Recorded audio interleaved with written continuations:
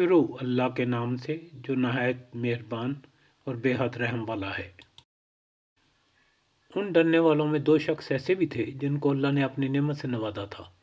انہوں نے کہا، ان جباروں کے مقابلے میں دروازے کے اندر گھس جاؤ، جب تم اندر پہنچ جاؤ گے تو تم ہی غالب رہو گے۔ اللہ پر بھروسہ رکھو اگر تم مومن ہو۔ لیکن انہوں نے پھر یہی کہا کہ اے موسیٰ علیہ السلام، ہم تو وہاں کبھی نہ جائیں گے جب تک وہ وہاں موجود ہیں، بس تم اور تمہارا رب دونوں جاؤ اور لڑو، ہم یہاں بیٹھے ہیں۔ اس پر موسیٰ علیہ السلام نے کہا، اے میرے رب، میرے اختیار میں کوئی نہیں مگر یا میری اپنی ذات یا میرا اپنا بھائی، پس تو ہمیں ان نافرمان لوگوں سے الگ کر دے۔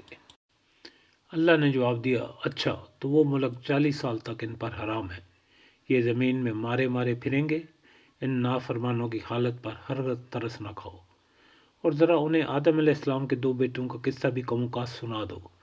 جب ان دونوں نے قربانی کی تو ان میں سے ایک کی قربانی قبول کی گئی اور دوسرے کی نہ کی گئی۔ اس نے کہا، میں تجھے مار ڈالوں گا۔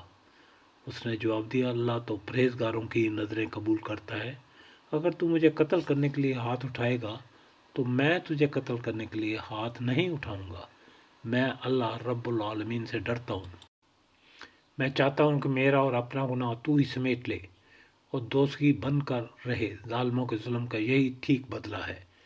آخرکار اس کے نفس نے اپنے بھائی کا قتل اس کے لیے آسان کر دیا اور وہ اسے مار کر ان لوگوں میں شامل ہو گیا جو نقصان اٹھانے والے ہیں۔